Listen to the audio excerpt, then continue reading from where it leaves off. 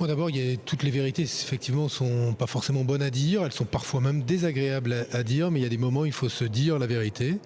Il y a aujourd'hui des choix politiques sur la question sociale avec la loi El Khomri, sur la déchéance de nationalité, donc la question de l'identité de la France, qui amène à constater une forme de divorce entre les choix du Premier ministre, notamment, et la gauche, de divorce avec les valeurs et les principes de la gauche, de divorce même avec l'idée de progrès.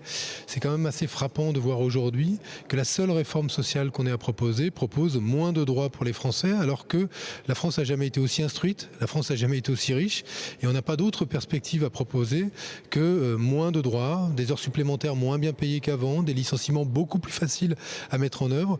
Et c'est cette pente, cette forme de régression qui est le choix qui a été fait notamment dans la loi, le projet de loi El Khomri, qui nous heurte, nous frappe, comme nous avons été heurtés par le discours qui était celui du Premier ministre à Munich, qui était un discours de fermeture des frontières de l'Europe et finalement un discours de fin de l'Europe, j'ai envie de dire, avec l'idée qu'aujourd'hui l'Europe n'est plus le lieu, l'espace dans lequel on peut progresser, s'améliorer, créer de la démocratie, du partage, de l'intégration. On a le sentiment qu'il y a finalement là une forme de divorce avec des principes et des valeurs de gauche qui justifient que des intellectuels, des responsables politiques, pas que socialistes, écologistes, socialistes, mais bien au-delà, se retrouvent, se coalisent pour dire qu'il peut y avoir une gauche qui réussit. Voilà.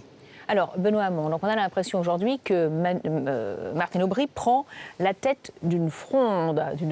Alors, est-ce que cette fronde peut être durable? Quelle suite sera donnée à cette pétition? Ou est-ce, comme elle le fait depuis 4 ans maintenant, Martine Aubry va pousser un coup de gueule et puis va tranquillement retourner dans sa mairie? Non, il y aura évidemment des suites. Il y aura des suites à cela parce que ce rassemblement a vocation à continuer à travailler. Une chose est de dire que la loi El Khomri ne nous va pas, une chose est de dire que la déchéance de nationalité ne nous va pas. Il en est une autre de proposer une alternative. J'ai parlé d'alternative qui réussit.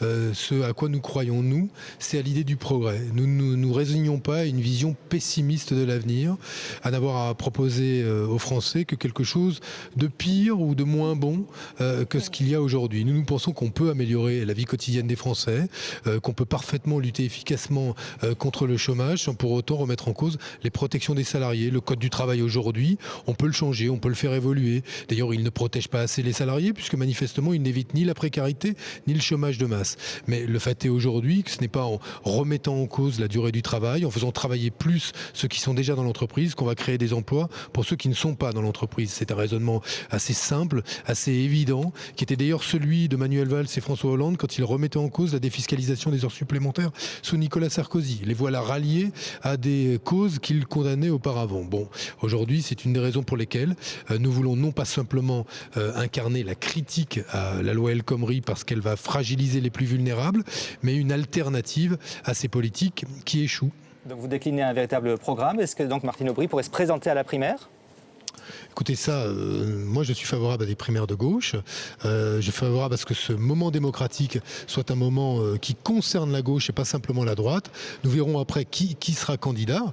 La question est de savoir aujourd'hui si oui ou non nous nous donnons les moyens de pouvoir justement arbitrer et trancher ces questions plutôt que jouer le passage en force, la méthode un peu brutale qui caractérise maintenant depuis plusieurs mois systématiquement les choix faits par le Premier ministre. Il y a une forme de nervosité, il y a une forme de passage en force systématique qui ne correspond pas non plus à l'idée qu'on se fait de la démocratie. Moi, je veux dire, on ne peut pas défendre, par exemple, sur la loi El Khomri, la démocratie sociale et accepter que demain, tout se fasse entreprise par entreprise quand la France est la championne d'Europe du taux de syndicalisation le plus faible. Voilà, on a 7,8% de syndiqués et on va tout renvoyer à la négociation par entreprise par entreprise. On sait forcément qu'à partir du moment où les salariés n'auront pas les moyens de faire entendre leurs intérêts, eh bien, ils seront obligés de consentir à une régression de leurs droits. Donc, ça n'est pas un progrès de la démocratie, c'est au contraire une régression démocratique que de faire cela.